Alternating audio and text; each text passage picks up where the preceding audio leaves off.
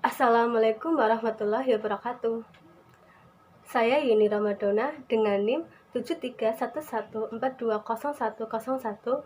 akan menjawab pertanyaan soal UTS Pendidikan Agama Islam tahun 2021. Soal pertama yaitu setelah menonton dan mempelajari dari video pada link berikut, pelajaran penting yang dapat saya ambil yaitu sumber hukum ketiga, yaitu ijtihad sebagai tanda bukti bahwa Islam menghargai intelektualitas. Ijtihad sebagai sumber hukum Islam adalah upaya yang dilakukan dengan sungguh-sungguh oleh mujtahid apabila di mana terjadi suatu permasalahan soal agama dan tidak ditemukan kepastian hukumnya baik di dalam Al-Quran maupun Al-Hadis. Seorang mujtahid harus paham akan bahasa Arab, merupakan seorang yang faqih, mengetahui metode ijtihad, dan memiliki pengetahuan akan masalah yang akan dihadapi dalam membuat suatu ijtihad, yang mana prosesnya lama serta dilakukan secara jama'i atau bersama-sama dengan melalui riset-riset terlebih dahulu. Ijtihad bersumber dari hukum-hukum yang ada di Al-Quran dan Al-Hadis dan dibuat hanya menyangkut hukum perbuatan manusia, yaitu hukum wajib, sunnah, mubah, makruh, dan haram dengan suatu metodologi tertentu. Soal nomor 2 yaitu hasil ijtihad di era milenial seperti sekarang ini, yaitu Fatwa Majelis Ulama Indonesia nomor 28 tahun 2021 tentang hukum penyelenggaraan sholat Jumat secara virtual. Ketentuan umum. Dalam fatwa ini yang dimaksud dengan yang pertama, penyelenggaraan sholat Jumat secara virtual adalah pelaksanaan sholat Jumat yang lokasi imam dan makmum tidak dalam kesatuan tempat, tidak tersambung secara fisik, dan hanya tersambung melalui jejaring virtual.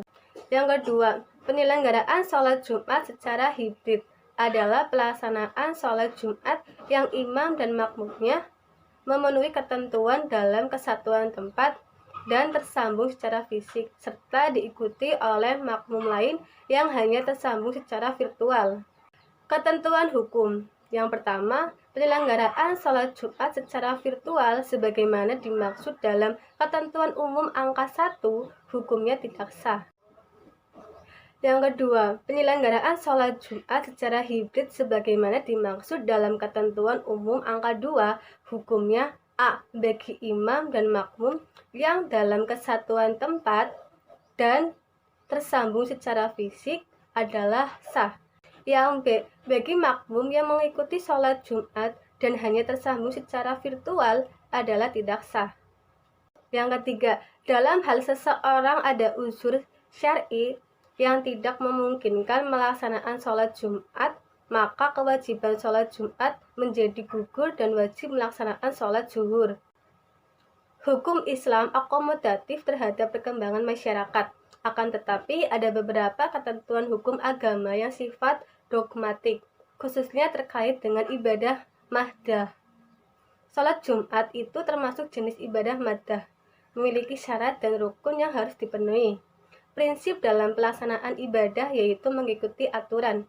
Hukum asalnya terlarang sampai ada dalil. Sementara kalau dalam hal muamalah, hukum asalnya adalah boleh sampai ada yang melarangnya.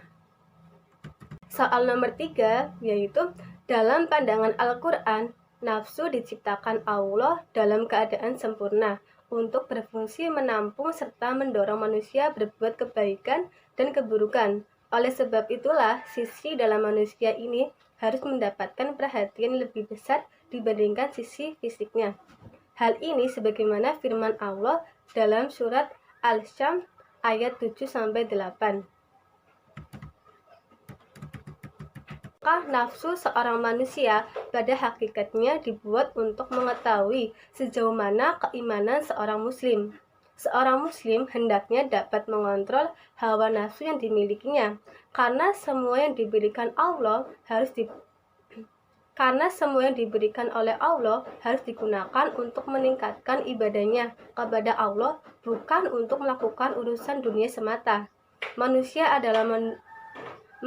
adalah makhluk yang paling sempurna yang diciptakan oleh Allah, karena diberikan hawa nafsu dan akal. Manusia yang mulia adalah manusia yang dapat mengendalikan hawa nafsu menggunakan akalnya. Soal nomor 4. Surat Al-Zariyat ayat 56-58 yang berbunyi, "Dan aku tidak menciptakan jin dan manusia, melainkan supaya mereka menyembahku. Aku tidak menghendaki rezeki sedikit pun dari mereka, dan aku tidak menghendaki supaya mereka memberi aku makan.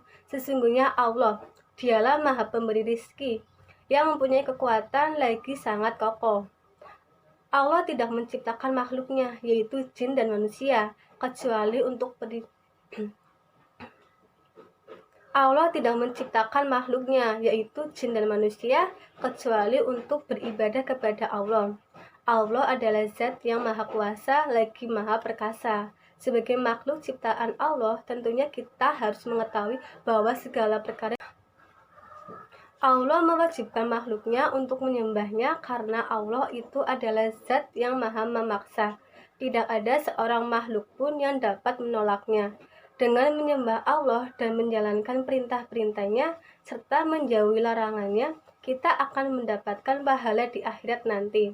Karena kehidupan dunia ini hanya kehidupan fana, dan perjalanan menyiapkan bekal di akhirat nanti. Ibadah seseorang di dunia akan menentukan apakah dia akan mendapatkan derajat surga tinggi di sisi Allah atau tidak, dan apakah dia akan masuk surga atau neraka.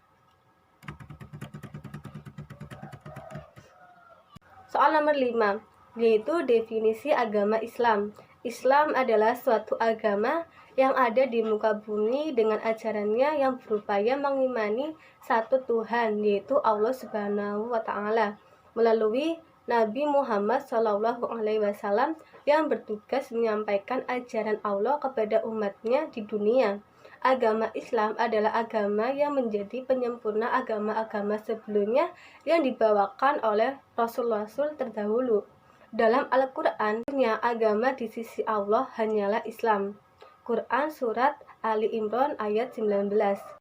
Sedangkan menurut Syaikh bin Baz rahimahullah berkata, Islam adalah berserah diri dan tunduk kepada Allah Ta'ala dengan menjalankan segala perintahnya dan menjauhi segala larangannya.